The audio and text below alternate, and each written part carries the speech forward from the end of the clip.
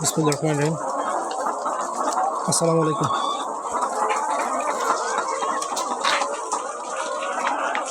যার যত বেশি মুরগি তার লসের বার তত বেশি।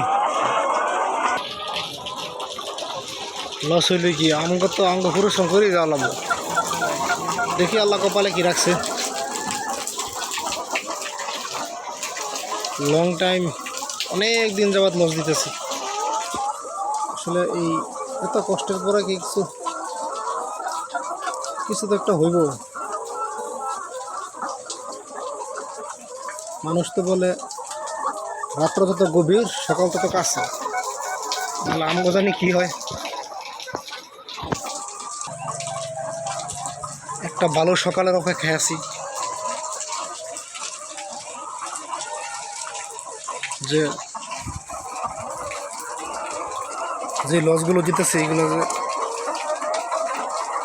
আমার কাছে তো ইডি দোয়া করি এই লসগুলো যেন পোষায় করতে পারি, বাজারটা একটু ভালো হয়। এত খারাপ বাজার বিগত 10 বছরের মাঝে আর হয় নাই। এখন যে অবস্থা,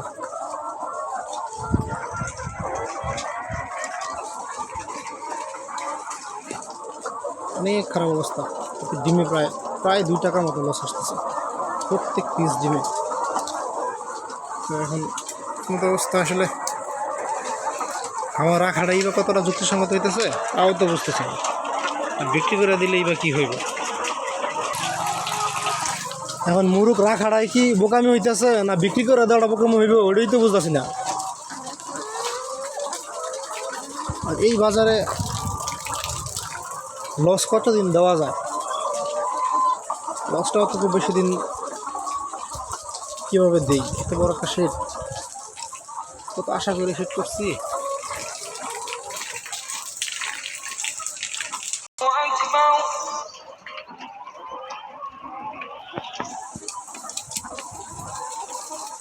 কে যে বলবো আমাদের এই বাঁশের খাঁচা বানাইতাম, আলো বাতাস কিছুই ঢুকে না। কি জন্য যে কোন বোকামি করলাম, এই বাঁশের খাঁচা বানাইতাম যে পুরো বোকামি হয়ে গেছে। এটা কোনো কাজে আসবে না, এটা ফেলাই দিয়ে এটা যদি এখান থেকে বাইর করে ফেলাই লাকড়ি ছাড়া কোনো গতি নেই, এটা বিক্রি করা যায় না। বোকামি। আমার এই ভিডিওটা যদি কেউ দেখে থাকেন, আমি সাজেস্ট করবো বাঁশের খাঁচা না বানানোর জন্য। বাঁশের খাঁচা এত বড় শেডের ভিতরে বাঁশের খাঁচা না বানানোর উত্তম। আমাদের এখানে 3টা ড্রেন, যদি এক ড্রেন হয় তাহলে বাঁশের খাঁচা মোটামুটি ঠিক আছে, কিন্তু এত বড় শেডের জন্য বাঁশের খাঁচা কোনোভাবেই ঠিক নাই। অনেক বড় একটা শেড। এখন কত করে অবস্থা? 13 টাকা, বেশি কম হয়ে যাবে না?